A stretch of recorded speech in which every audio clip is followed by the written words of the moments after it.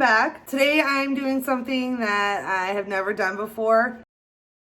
I have this international trip coming up and I wanted to bring along a few bags with me just to make traveling easier from place to place. So I thought about ordering a custom bag from one of the awesome bag makers that I've seen online. But then I thought, why don't I just try to make one myself? I have been really intimidated by making bags in the past. I've made a few like tote bags, but nothing with hardware. So I've sewn the Swoon Laney bag, which was really easy, and I like the style of their patterns.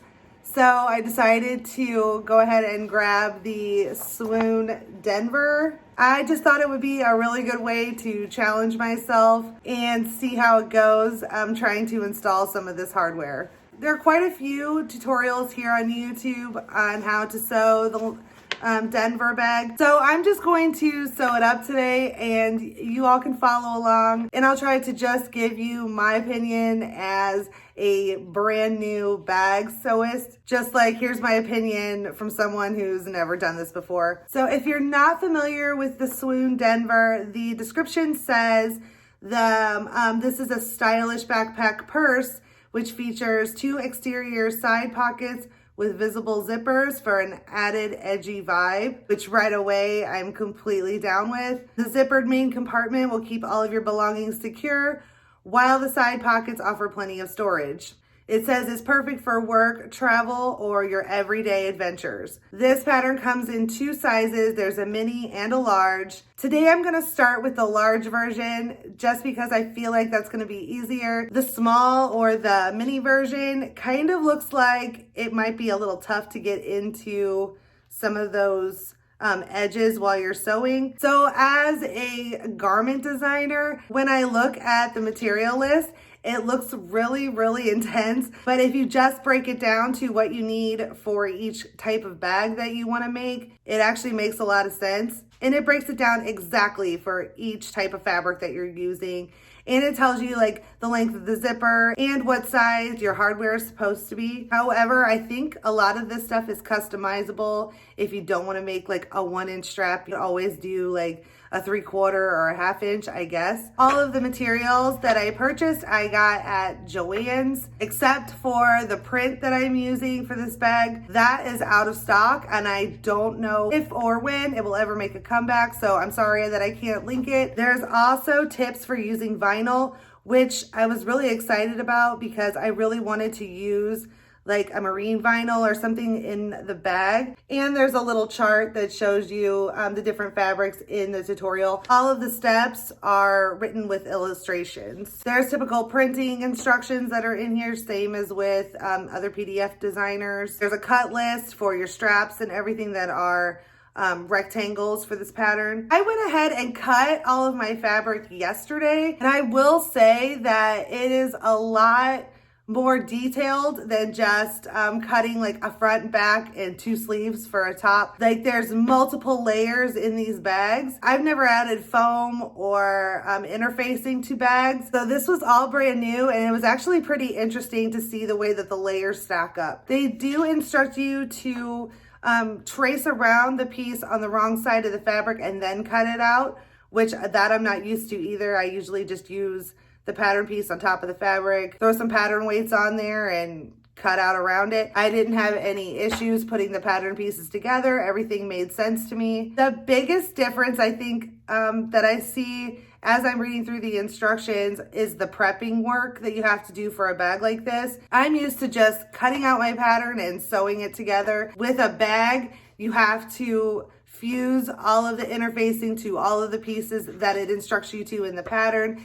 There's foam that you have to trim off and stitch around. It can be a little overwhelming right at first. I'm just gonna go with the instructions and I'm hoping it will turn out just fine. I read through the entire process, the entire tutorial, and I did get really confused in some parts just because I was reading through it and I wasn't working it up as I was going. So I'm hoping as I sew it up today that it will all start to make sense and it will all come together. I am really excited to try this myself. I think it's always good to challenge yourself and try something new and sew things that you wouldn't normally sew. Hopefully this bag will turn out to be usable and durable enough for me to carry it around for a week that I'm going to be gone. I'm going to take you along with me as I go through this, and hopefully if you're on the fence about sewing one up, you can use some tips or just some observations that I'm going to talk about to make your decision. So let's all take a deep breath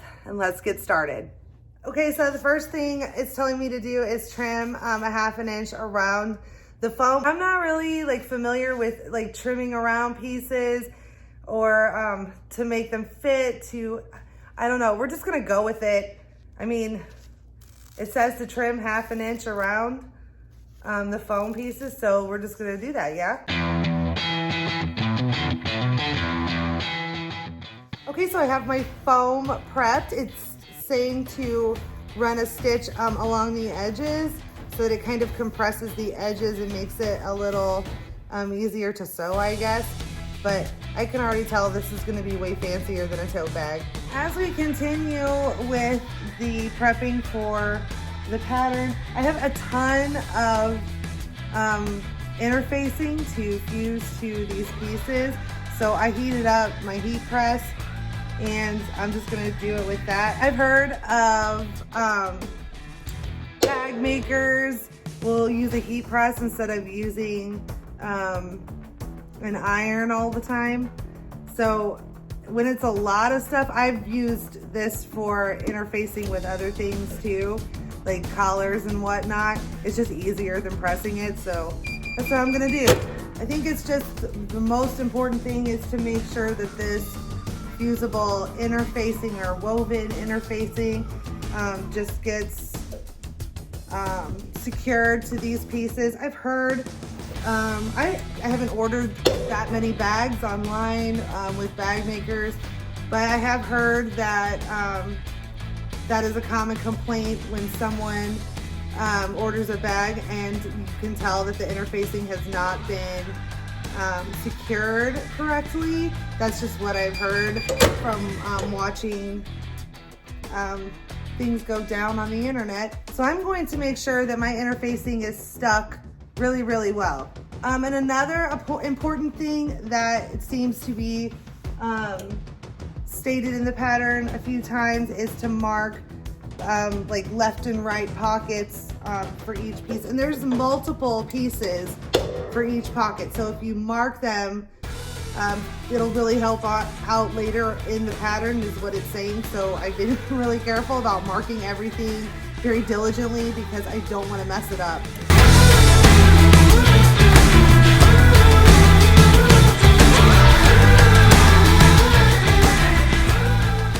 So I'm all done prepping, and that is a stack of interfaced pieces. So cutting and prepping probably took me about 1.5 hours to 2 hours to do all together. Like I said, this is my first time, so it probably took me a little longer. Plus, I was trying to really make sure that everything was kept in order. I now have everything in the order that I'm going to use it. I'm just not used to doing this much prep work for a project, but I know it's going to pay off in the end, and I'm really excited to get started sewing. So the first thing I have to sew are the pockets to the bag, and I'm going to get that done quickly, and I will be back to show you my progress.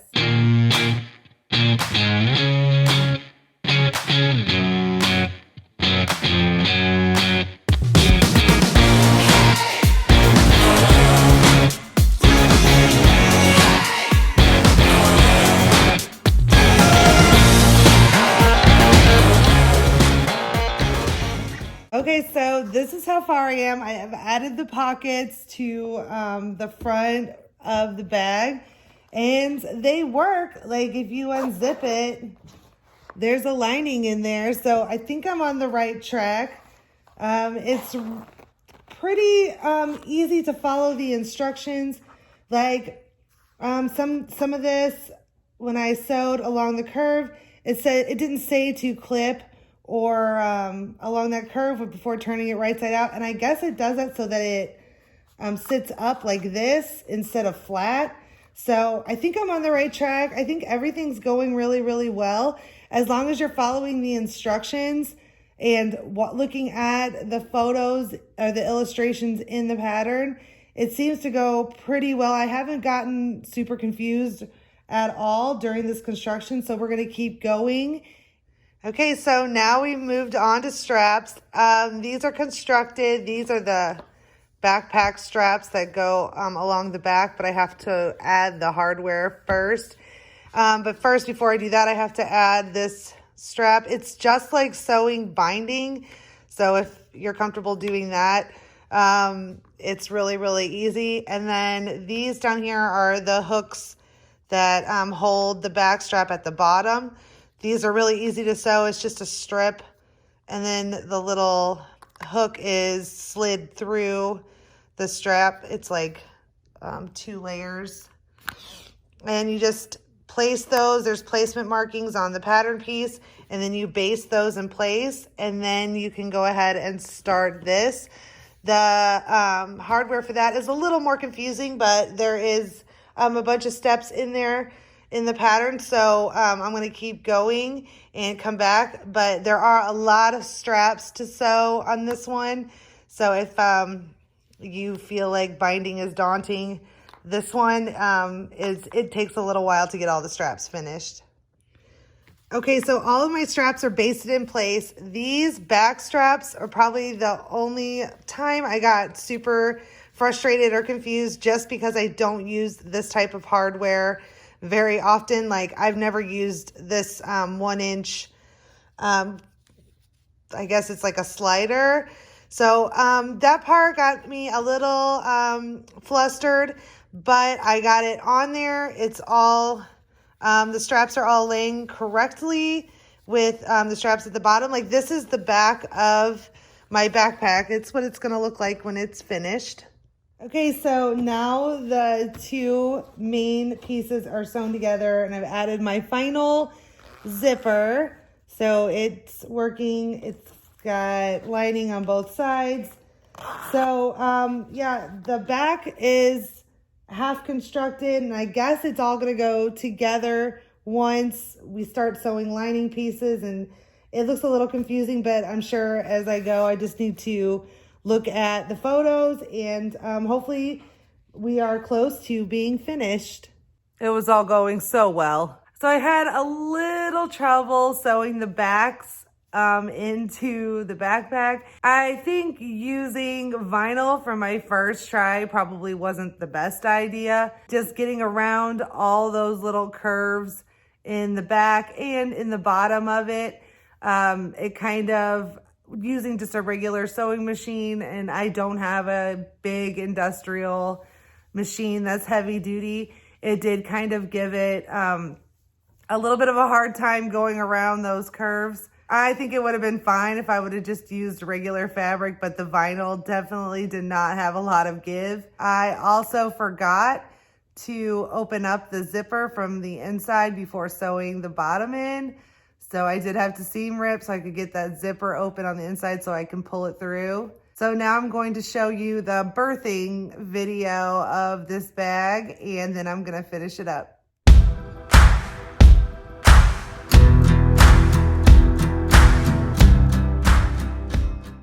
Now I just have to finish closing the lining and add the little clasp at the front, and I'm done.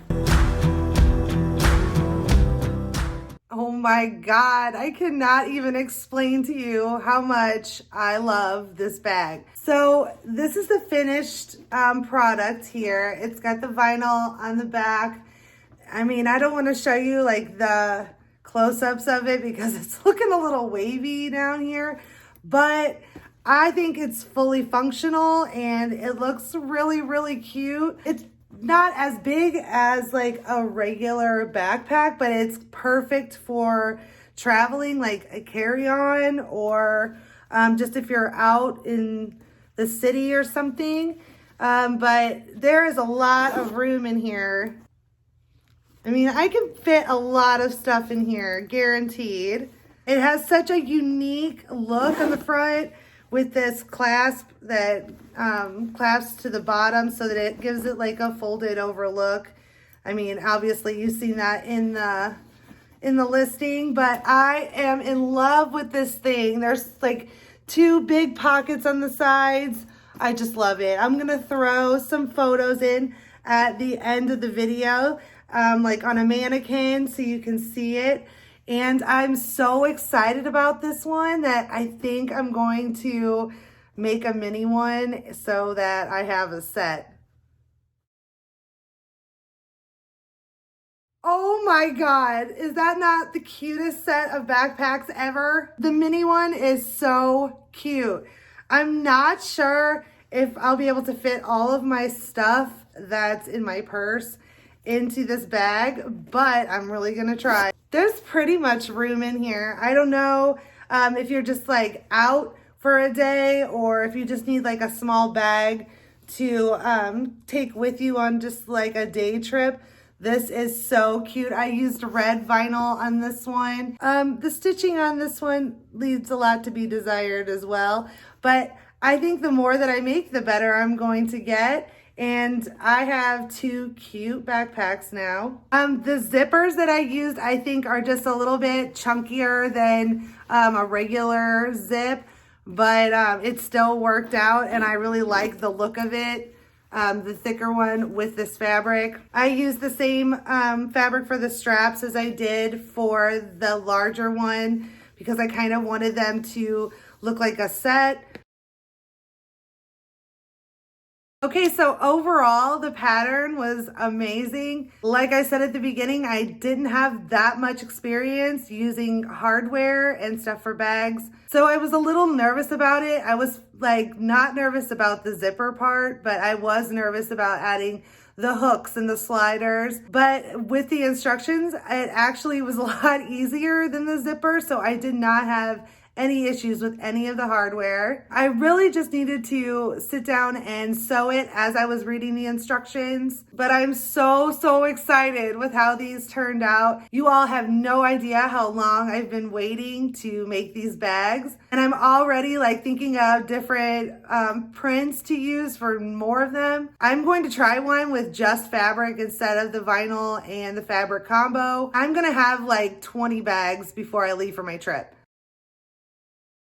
Everybody told me before I started to watch out because it turns into an addiction. And yeah, that happened. I'm so glad that I filmed this today. I hope some of my comments helped someone who is a little nervous about starting a project like this or who's interested in maybe getting into sewing bags. There are so many cool tutorials online and on YouTube that you can follow along with.